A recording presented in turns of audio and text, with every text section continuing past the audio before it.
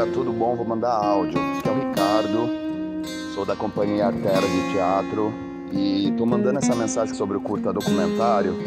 E aí eu tô passando por aqui para saber, para confirmar se amanhã às 2h30 tá tudo certo pra gente gravar a sua entrevista, o nosso bate-papo. Espero que sim, tá bom? Valeu! Como a sociedade lida com o envelhecimento.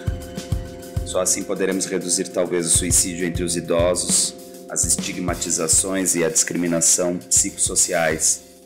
Que a gente mesmo, dentro da própria comunidade, começa a bichar o outro, né? A gente começa a colocar o outro como um bicho, diferente, né? A gente começa a tratar a nós que somos dissidentes, corpos dissidentes, a gente já começa a tratar o outro como se ele já tivesse passado o arco-íris mesmo e tivesse no final do arco-íris, né? Tipo, ok, ele já é maricom, não serve mais. Vai colocando mesmo dentro desse outro armário, né? São duplos armários.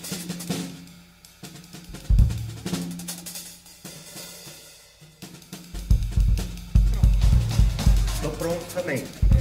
Queria que você começasse um bate-papo normal, a gente vai conversando, bem livre, para você se apresentar, a cidade. Bom, sou Dora Budinola, tenho 70 anos, lésbica e faço parte da Eternamente Sou. Sou viúva e até hoje não quis mais ter ninguém ao meu lado devido ao amor que eu tenho muito grande pela Silvia. Então, meu luto ele estava pior, mas agora ele está, da própria Eternamente Sou me ajudou muito, muito, muito. Justamente não me sentir só, né? Não me sentir... eu fui abraçada e com o tempo eu fui ali sendo voluntária, ajudando. Hoje eu sou vice dessa associação, mas, assim, um pouco que eu posso contar, como eu entender que minha orientação era lésbica. Não foi assim no primeiro momento. Eu me recordo muito bem que as minhas brincadeiras de menina eram sempre com meninas e de beijo. E eu gostava, então eu nunca entendi por que isso, né? Não tinha, a gente nem sabia, né? A gente só sabia quando não falava assim, viado, mas para homem, para mulher. Então, para mim, ninguém nunca conversou comigo sobre isso. E aí eu cresci namorando meninos, mas eu nunca deixei eles passarem do limite.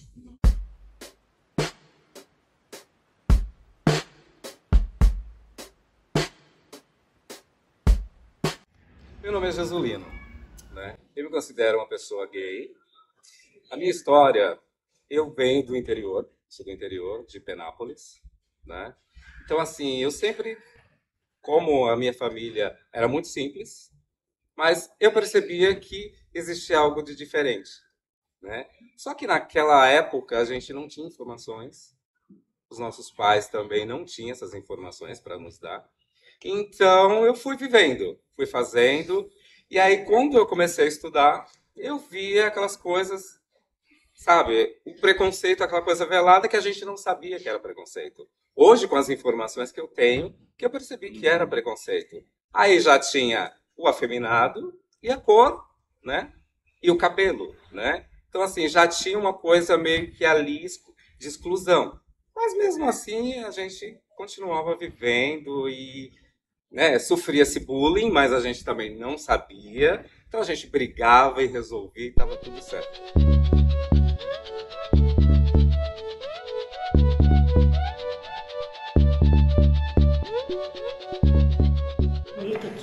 É demais. É muito bonito aqui. Aqui é a minha saída.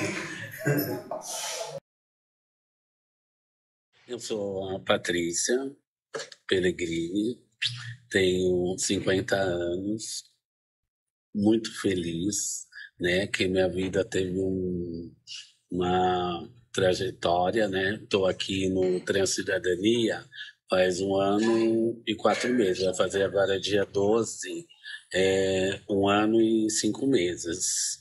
Então, eu viajei para fora, morei fora 2 anos na Itália, né? Fiquei um bom tempo lá, mas vi que não era aquilo que eu queria, né?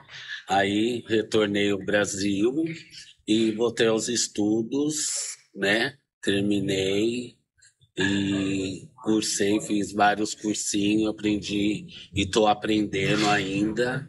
E aí aqui eles me abraçaram, né? E estou aqui agora, eu trabalho, tenho meu trabalho, registro na carteira, já peguei minhas férias, nunca tinha acontecido isso comigo, que eu nunca tinha trabalhado, né? Então está sendo uma experiência nova, sabe? Muito, muito, muito bacana, porque a gente vai chegando a uma certa idade, as coisas vai mudando, né? Não vai sendo mais quando a gente tinha 16, 17 anos. Ai, muitas portas vai se fechando, as coisas vão ficando mais complicadas, mais difíceis, entendeu? A gente já fica um pouco preocupada, né? Por falar, meu Deus, quando eu tiver lá meus 60, 70 anos, o que que vai ser de mim?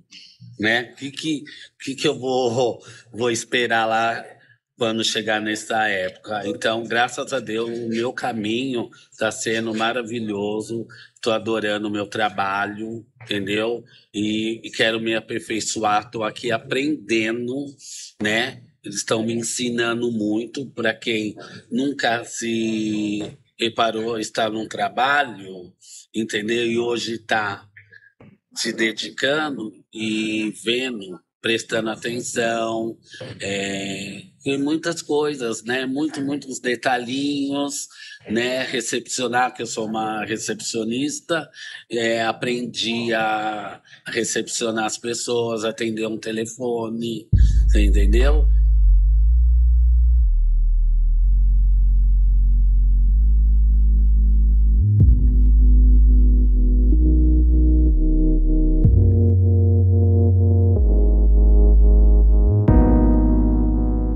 Luciano Araújo, José Luciano, na verdade. Tenho 60 anos, sou natural de Salvador. Meu nome é José Ricardo, você só me chama de Ricardo. Eu tenho 56 anos, sou professor de uma escola técnica aqui de São Paulo e, além disso, eu sou ator. Meu nome é Arnaldo, tenho 46 anos, sou nascido em São Paulo, da capital. Sou filho do meio, tenho irmão mais velho, meu irmão mais nova, meus pais são vivos. Sou advogado, enfim, com relação à minha sexualidade, né? Porque eu acho que, na verdade, sempre soube, assim, desde moleque, desde criança, mas eu tentei lutar contra, essa que é a verdade.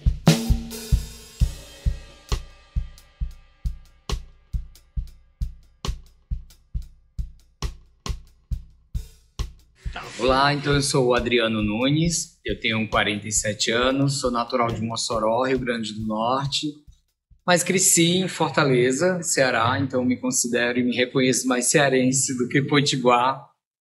Estou em São Paulo há 20 anos, eu cheguei em São Paulo com 27 anos, foi aí um grande divisor de águas na minha vida, atravessou sobre a questão da minha sexualidade, a minha vinda para cá. Foi aquele momento crucial em que você começa a se posicionar e se afirmar dentro de casa e você começa a entender por que daquela sensação de que você não se identificava naquele ambiente familiar e naquela busca de achar o seu ambiente e formar o seu lugar. Então isso foi mas foi de uma maneira pacífica, com o apoio da família. Já tinha passado algumas intempéries dentro de casa, mas nesse momento da vida para São Paulo já foi mais com apoio. Eu sou o Maurício Rocha, tenho 52 anos, sou jovem há 52 anos, sou bissexual. Tenho 60 anos e quase 61, que agora dia 30 de julho faço 61, tá? E minha vida continuou num caminho assim, sempre de descoberta. Acho que é importante dizer que a primeira questão minha é que eu não me sinto com 60 anos. Sabe? Apesar de tudo, eu sou uma pessoa dinâmica, me sinto jovem, eu acredito que por volta dos 40, 38, 40 anos, né? Sempre eu estou praticando algum esporte, sempre eu estou estudando um idioma, sempre eu estou viajando e buscando, né? Eu discuto isso muito em terapia, buscando o significado do que é amar. A primeira casa que eu fui, morrendo de medo de encontrar alguém conhecido, não tive coragem de entrar, fui na porta, na Consolação, chamada Nostro Mundo. Eu estou falando do fim da década de 80. Na época chamava GLS, que era... como é que era o nome? Era perto da Rua dos Chanés. Eu fui uma única vez, tinha um carnaval famoso, medieval, se eu não me engano, era esse o nome. E onde eu gostava muito de ir era uma casa chamada Massivo. E aí nós íamos, ficávamos no boteco fazendo um esquenta, e aí tinha uma gaiola, que as pessoas entravam nessa gaiola e faziam performance, e aí tinha um palco, aí era o lugar que a gente chamava na época, onde reunia as pessoas alternativas. Queria que você falasse um pouco, Dora, pra gente sobre essa ideia do medo do envelhecer. Se quando você era mais jovem, você tinha essa projeção do medo, e também entender como que você vê isso hoje, né? Em relação ao envelhecer. Como que é essa relação de antes pro agora? Não, tive sim. Eu me lembro com 30 anos. Eu me recordo como o dia que eu fiz 30 anos, eu fiz uma coisa horrorosa, né? Mas eu sou doidinha, tá, gente? Aliás, eu coloco assim, que eu sou Dora lésbica atrevida. Porque eu sou muito atrevida. Eu acho que eu sempre fui, né? Por quê? Eu tinha a psicóloga, e o dia que eu fiz 30 anos, eu me senti velha. Olha, 30 anos ainda é jovem, ainda ali ainda. E eu me recordo que eu fui no consultório, eu abri aquela porta dela doidinha, e ela estava com um cliente lá, a moça conversando, e eu chorando, aquilo que você... E ela se respondeu porque ela não estava entendendo o que está acontecendo. Ela até falou, olha, a pessoa estava lá, sai que ela vai, que eu vou atender, o que aconteceu? A minha idade. Aí ela, acho que ela deu vontade de dar um tapa. Mas ela não fez isso, não, porque acho que ela falou, não, é o momento dela, né? E esse meu momento. E depois eu saí de lá, que ela, acho que ela me acalmou, conversou comigo um pouco e fui embora, né? E depois, quando aconteceu tudo isso, eu fiquei pensando, por quê? O que tenho 30 anos? Mas não foi assim no primeiro momento. Gente, eu cheguei a ficar neurótica. Eu não podia passar na rua e ver uma pessoa bem idosa. Eu dizia, eu não vou olhar, eu não vou ficar assim, eu não vou. E olha só, aí eu, né, olha para você ver, a gente fala tanto de preconceito, acabou, né, fazendo a mesma coisa. E eu não podia ver. Mas eu tive que trabalhar, é lógico, eu fui conversando com a psicóloga, falei, está acontecendo isso, o que está acontecendo comigo? E aí ela foi conversando, que aí eu fui me acalmando, e aí um dia eu olhei para minha mãe. E a minha mãe era uma mulher, ela morreu com 82 anos, mas morreu, estou muito triste, mas aí a vida que fez ela ficar assim. Porém, antes ela era uma mulher guerreira, uma mulher que não tinha problema, ela fazia tudo que tinha que fazer, ia para cá, viajava, porque ela adorava viajar, ia para cá. E eu comecei a ver, eu falei, nossa, eu nunca prestei atenção nisso na minha mãe. Que linda, que gostosa. E aí eu fui acabando, né? Então isso para mim foi o primeiro momento, isso mais jovem. Hoje, tenho 70, eu não tenho problemas. Eu amo a minha idade. Eu amo me olhar no espelho, eu amo olhar meu corpo, mesmo que a gente vê agora tá caindo o seio, tá caindo isso, falta cair tudo, mas o importante é que cada parte desse corpo que está agora comigo, eu amo. Eu amo. Medo. Então, eu tenho medo de envelhecer, mas o envelhecer, o que isso vai me trazer em termos de, principalmente em termos de sociabilidade, eu acho que realmente tem que lidar com essa coisa da solidão. Acho que esse é o meu maior problema na questão do envelhecimento. Não que a solidão não esteja também presente em uma pessoa mais jovem, não. Mas eu acho que a pessoa, quando ela vai envelhecendo, né, quando ela chega numa idade mais avançada, eu acho que ela muitas vezes tem essa necessidade, né, de ter alguém, de poder compartilhar com alguém, né, algumas questões, enfim. Eu acho que esse é o meu maior medo. Eu acho que é o medo de envelhecer. E o medo também é de ficar muito doente, ter que depender de alguém, ter que depender das pessoas. Né? Eu acho que também é uma coisa também que me dá um pouco de medo, um pouco de receio. Eu nunca pensei nisso em aspecto absolutamente nenhum, até porque eu não me via com mais de 40 anos. Eu não conseguia me planejar para ver uma vida com mais de 40. Tanto assim que eu não conseguia juntar dinheiro, eu não conseguia comprar imóvel, eu só vivi. Eu fui vivendo, né? Sempre assim, sem muitos planos futuros. Eu nunca pensei, sabia? Nunca pensei de envelhecer, porque como eu fui sempre fazendo as coisas, eu nunca parei para questionar essas coisas. Eu sempre fui fazendo.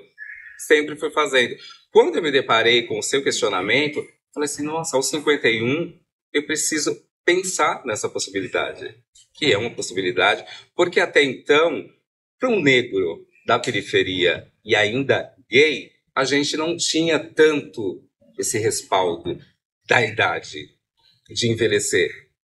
Quando você passa dos 50, você fala assim, nossa, sobrevivi. Então eu preciso pensar. Foi aí que eu comecei, depois quando uma amiga minha me mandou sobre vocês, que eu comecei a querer questionar. Cara, não, eu não tenho medo de envelhecer. Eu, inclusive, assim, eu fico vendo a coisa estética aí, a galera super preocupada. Meu marido é dermatologista, inclusive, e eu nunca fiz nada, porque assim, eu gosto de mim, assim, acredito que eu vá envelhecer sem grandes questões. E o fato de, sei lá, de envelhecer não me preocupa, em termos de... Eu tenho uma pessoa já estável comigo. Uma questão que eu até cheguei a responder na pesquisa, o fato de não ter filhos, né? Isso é uma coisa que às vezes me vem, assim, como algo que no começo a gente até tinha a intenção de, o Rodrigo especialmente sempre falava que queria ser pai, mas a gente acabou não levando adiante, ele também acabou começando a carreira mais tarde, enfim, não aconteceu, eu acho que não vai acontecer. E isso é uma coisa que... Esta é uma coisa que eu penso, assim. Porque hoje, por exemplo, meus pais, o que eles precisarem, tem 3 filhos para ajudar e tal. E eu falo, eu não terei esses filhos quando eu tiver 70, 80. Então isso interfere um pouco, não que eu me preocupe, mas eu acho que interfere um pouco na minha forma de conduzir minhas coisas, saber que eu tenho que me preparar financeiramente para a minha velhice. A gente não pensa na velhice nessa época. A gente tá vendo tudo novo, tudo bonito, tudo, sabe, fantástico. Então a gente não pensa na velhice. Eu tô pensando na velhice agora que eu tenho 50 anos. Você entendeu? Que às vezes tem aqueles preconceitos, você já tá velha. Você entendeu? Você não é mais uma amiga minha, que eu faço muito vídeo no Face, cantando. Você quer ainda ser menina, quer ser jovem ainda? Eu falei, não, eu quero ser feliz. espontâneo para felicidade, não porque eu tô velha. Eu nem tô pensando na velhice, mas o preconceito por você já estar com igual a minha idade, que eu tenho 50 anos, vou fazer 51 em novembro, então a maioria acha um absurdo, entendeu? Às vezes se põe uma roupa, essa roupa não vai combinar com você, essa roupa é para uma menininha, para uma pessoa mais jovem que você. Não, porque eu tenho 50 anos, eu não posso me vestir assim, por que não? É um absurdo, né? Você sabendo se vestir, não sendo depravada, aí tá ótimo, entendeu? Mas, pra mim, normal. Mas a velhice eu vim descobrir agora, mas quando eu tinha 20 anos, 16 anos, eu não imaginava como seria chegar numa certa idade. E agora eu tô descobrindo como é. Foi exatamente quando eu estava com 45, exato, que eu me percebi, além de estar ficando velho, eu me percebi deficiente visual. Que até então isso não era importante para mim. Eu sempre tive uma vida normal, né, dita. E aí quando eu me percebi de fato deficiente visual, que a minha visão foi ficando cada vez mais complicada, eu tive escolamento de retina, e aí sim, a partir daí as coisas ficaram mais sérias. A gente vai ter alguma coisa diferente aqui, vamos tentar ver como se perceber como vive deficiente visual, e além disso a gente já está ficando mais idoso, né? Está ficando mais velho, e as necessidades, as dificuldades só vão aumentar. E a partir desse momento que foi bem, né, que as coisas começaram bem presentes, foram ficando mais difíceis, mas ao mesmo tempo eu não me deixei abater. Nesse sentido, eu me comporto como se eu não tivesse, porque eu não sinto ter 52 anos. Mas é óbvio que eu sinto já algumas limitações. E olha que eu estou dando aí os primeiros passos. Né? Eu sou cinquentão, não sou sessentão, setentão, oitentão. Quais são essas limitações? As minhas estão inclusas na questão física. Como eu nunca fui amante de academia e sempre amei gastronomia, então eu sempre fui um homem grande. Eu nunca fui pequeno. Então eu adoro comer. Eu digo que existe um tripé para mim que eu não abro mão dele, que é o sexo, a gastronomia e a massagem. São três, para mim é um tripé que eu acho perfeição. Então assim, eu amo comer. Nunca fiz esporte e sou sedentário, é natural que eu só aumento de tamanho, né? Agora eu já começo a rever esse meu pensamento. Eu já estou começando a sentir a pressão de que eu vou ser obrigado a incluir, no mínimo, uma musculação para fortalecimento das articulações. Porque, como eu sou um homem de 3 dígitos, eu sinto o joelho, eu tenho começo de artrose, porque não é fácil, né? Coitado do meu joelho, carregar 113 quilos não é para qualquer um.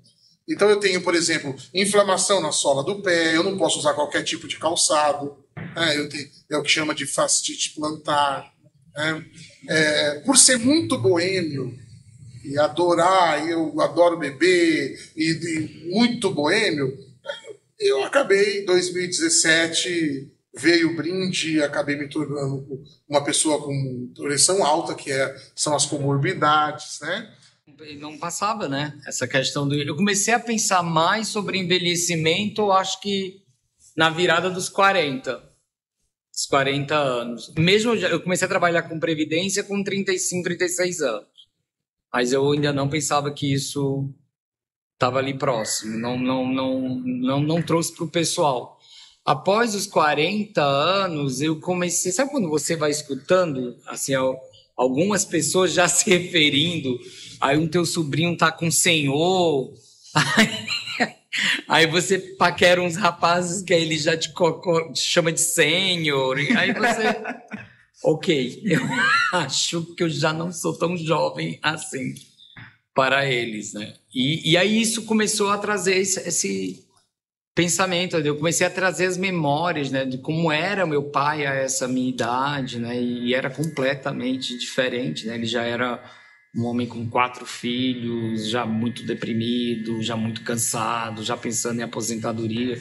E me vejo com 47 anos com um tesão pela vida ainda que eu, às vezes, fico constrangido, que as pessoas querem dizer assim, calma, mas tá ridículo, você já não é tão jovem assim, você se sente ainda. Mas existe esse apagamento, existe uma lacuna ali que você nem se encaixa tanto, porém te colocam naquele lugar, e quando você olha para as pessoas com quem você convive, nas amizades, que são um pouco mais velhos, tá todo mundo um pouco deprimido. Eu tô dizendo um pouco para ser educado, assim, tá todo mundo deprimido mesmo, assim. De preocupados mesmo, preocupados de vou morrer sozinho, quem vai cuidar de mim, e se eu tiver Alzheimer, e eu acho porque é isso, porque quando a gente para pensar, a gente já pensa pelo viés de saúde, limitação, de finitude. Qual a sua relação com a finitude, com a ideia de fim da vida? Como é uma certeza que todos nós, como que é essa relação, como que você lida com isso? Interessante. Eu sou budista e, por novidade, eu sou monge zen budista. Eu fui iniciado no mosteiro, no Espírito Santo. E tem um tempo que eu não frequento, acho que meu mestre até já desacreditou de mim. Mas tem um nome específico, né? O meu nome que eu tenho no mosteiro é Daido, Grande Caminho. E sempre quando o mestre fala alguma coisa, eu falo para ele assim, olha, eu estou caminhando. Eu tive o meu nome de batismo no budismo como Daido, o Grande Caminho. Estou caminhando, o caminho é longo. Então eu acho que eu tenho a doutrina e a disciplina budista comigo. E dentro do budismo, essa questão da finitude é muito interessante. Por quê? A gente trabalha com desapego. Eu sei que uma hora daqui vai findar. E eu tenho começado a trabalhar agora para que o final seja um final suave, né? Como? Você tendo uma saúde equilibrada, né? Sempre se mantendo, olhando se não tem nada grave, essas doenças que aparecem repentinamente e acabam não tendo cura. Me precavendo nas relações sexuais, né? Então, assim, eu vejo a finitude como um novo recomeço, sabe? Não me mete medo nesse aspecto. Me mete medo a idade e eu não ter uma estrutura para viver com dignidade. Exatamente pelo país que nós vivemos. Você tem medo da morte? Você acha que a morte tem alguma relação com o envelhecer? Olha, eu não tenho medo da morte, eu tenho medo do modo que a morte vem. E pode vir, né? Como vocês até suponham, as agressões, um assassinato, eu não queria. Se eu morrer de velhice, eu vou morrer feliz. Você entendeu? Eu só não queria que acontecesse um ato, né? Tirassem minha vida antes da hora. Porque acho que quem tira a vida da gente é só Deus. Então é isso que eu pretendo e desejo para mim. É isso. Entendeu? Eu sou negro, eu sou pobre, eu sou nordestino, eu sou viado e eu sou cego, né? Então, isso é deficiente. Então, assim, preconceito eu já passei por todos esses, todos, né? Como que eu encaro todos eles? Isso já me doeu muito mais, sabe? De alguma forma, eu estou sempre passando de algum tipo de discriminação. E agora a gente está crescendo a questão do etarismo, né? Da idade. Eu não me vejo, não me reconheço, não consigo me perceber velho. Não consigo me perceber que eu tenho 60 anos. 61, vou completar agora esse ano. Mas, assim, eu já percebi que eu não era bem quisto porque eu era negro, eu não era bem aceito porque eu era nordestino, né? Eu nunca fui, sempre mais jovem, tinha aquela coisa assim, o ceguinho tá chegando, então eu não era muito acolhido. Mas todas essas coisas, eu falei há pouco tempo atrás, assim, tudo isso já me doeu muito mais. Essa rejeição por todas essas discriminações já me doeu muito mais. Hoje eu estou mais sereno, mais suave, assim, essas coisas não me incomodam tanto. Ainda dói. Mas eu estou valorizando muito mais o acolhimento, o carinho, o acesso, o cuidado que as pessoas têm comigo. Eu acho que o meu grande medo é a solidão. Acho que o meu grande medo é a solidão. Acho que depois que eu perdi o meu marido pro linfoma, eu acho que eu parti para um momento assim de muito medo em relação a ficar sozinho. Porque tudo bem, eu tenho a minha família, né? Ainda tenho meus pais vivos, tenho meus sobrinhos que gostam muito de mim, etc. Mas falta uma coisa, falta alguém. E esse é o meu grande medo, ficar sozinho, né? Ter que enfrentar essa solidão. Principalmente pensando lá na frente, né? E o preconceito que eu percebo, eu acho que é o preconceito de você perder alguns atributos, principalmente físicos, né? Eu acho que, até mesmo pelas pesquisas que eu fiz, eu acho que é uma comunidade que valoriza muito o estético, né? Valoriza muito o corpo, né? E aí, quando você começa a perder esses atributos físicos, né? Quando você está fora daquele padrão de beleza, eu acho que aí você sente preconceito. Se você vai em algum lugar, ou se você até busca alguém por um aplicativo, sei lá, você percebe que às vezes as pessoas se afastam, as pessoas, você passa desapercebido. Você tem medo da solidão? Tenho sim. Porque a gente é uma classe que, com o tempo, vai sendo abandonado. Você entendeu? Vai sendo esquecido, ainda mais pela velhice. Eu acho que se a gente parar para pensar, esse medo ele tá desde o dia 1 que a gente nasce, né? Ele começa na nossa socialização, criancinha ali no pré-escolar, se a gente aceita ou não, se a gente tem uma turminha ou não, se a gente é o popular da escola ou não, se a gente pega todo mundo ou não. Eu acho que essa solidão ela vai nos atravessando. Só que ela vai num relógio maior, então você fala assim, dá tempo. Se eu não sou interessante, dá tempo de eu me fazer interessante. Vou correr atrás do prejuízo, sei lá, o espaço-tempo é maior. Quando você vai virando, eu acho que principalmente para nós da comunidade, que a gente já não tem referências, a gente já tem uma ilusão de que não há essa finitude, e é muito mais precoce. Pro gay homem, depois de 35, 37, já começam as piadas, e pós 40, a gente já fala 50 mais, 40 mais, já como idoso. Porque é o imaginário do jovem, das festas, como se festa fosse só para jovem, e também só se fosse só festas. Então, eu acho que a solidão vai pegando, parece que por isso que a gente tem essa sensação de que é só na velhice que, de fato, eu vou falar sobre ou tratar dela. A gente já vinha atravessando ela, mas aí na velhice parece que chegou assim, então pronto, só a solidão, e agora?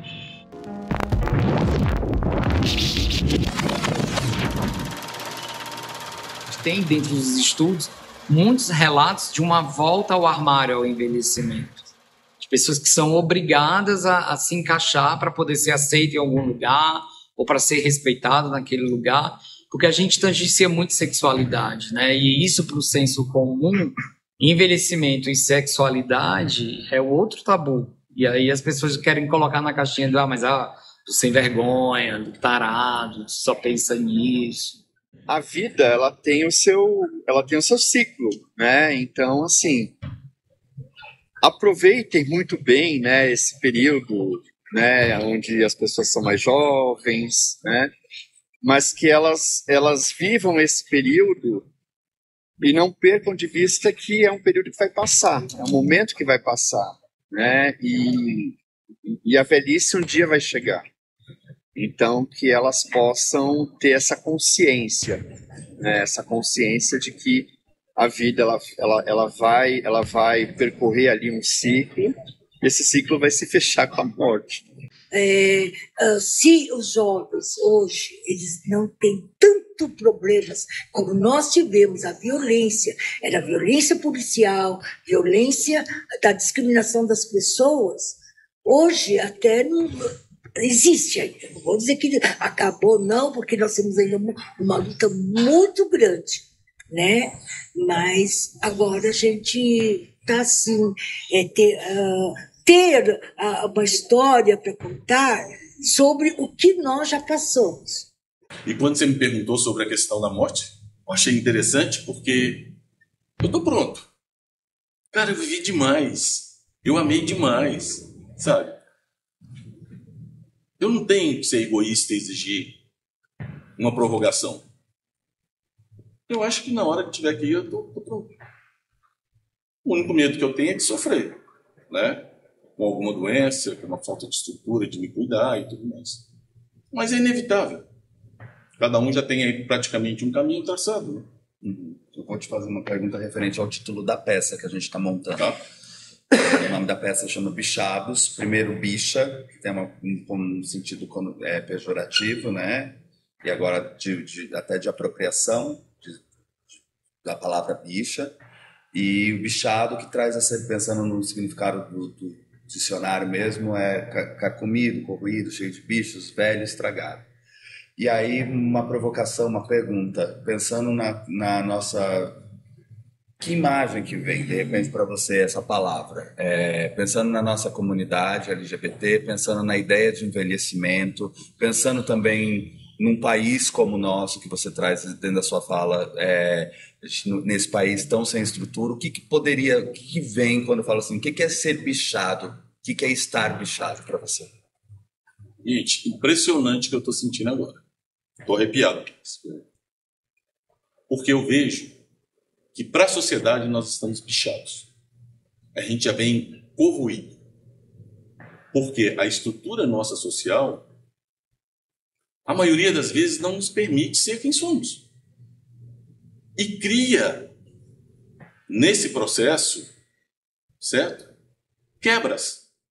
Eu acho o bichado que está estragado hoje em dia, que deveria melhorar, né? Está estragado, que tinha que a gente resgatar, no caso,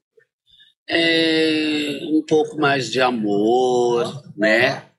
Mais compreensão, essas coisas eu acho que precisaria, que ainda está faltando ainda. Eu acho legal esse nome, espetáculo, porque tem que ser provocativo, né? Eu acho que tem que ser uma coisa que tem que causar um incômodo, né? Para bom ou ruim, para questionar ou não, para criticar ou não. É que para mim vem um pouco essa coisa do bichado que você traz, a coisa da depressão. Para mim, assim, como autor do texto, traz um pouco a pessoa estar bichado, é o todo que está bichado também, mas me traz a coisa da depressão, o medo da solidão, o luto, me traz todas essas questões assim dentro do que me vem como imagem, bichar, e também a coisa do envelhecer, que te coloca de lado, te apodreceu. Tá? Foram tantas referências, a ideia de uma assembleia, o zoológico, brincadeira, anatomia, animal, bicho, cartolinas expostas, coladas na sala de ensaio, a partir do zero, de um abismo completo, momentos de muita angústia dentro dessa criação, a ideia de uma janela, um apartamento em que esse personagem não fala. Esse estudo antropológico, sociológico está aqui refletido nessas distâncias, nessa cidade cheia de distâncias, e de pessoas tão diversas, com histórias tão diversas e com olhares muito plurais e diversos a respeito da própria ideia de envelhecer. Como que eu olho para o envelhecer e olho para o mundo, e como eu olho para mim, como eu me enxergo diante desse mundo. Esses corpos, quando envelhecem, são jogados para o lado e passam a não pertencer mais à sua própria comunidade, como se eles passassem a não existir. Né?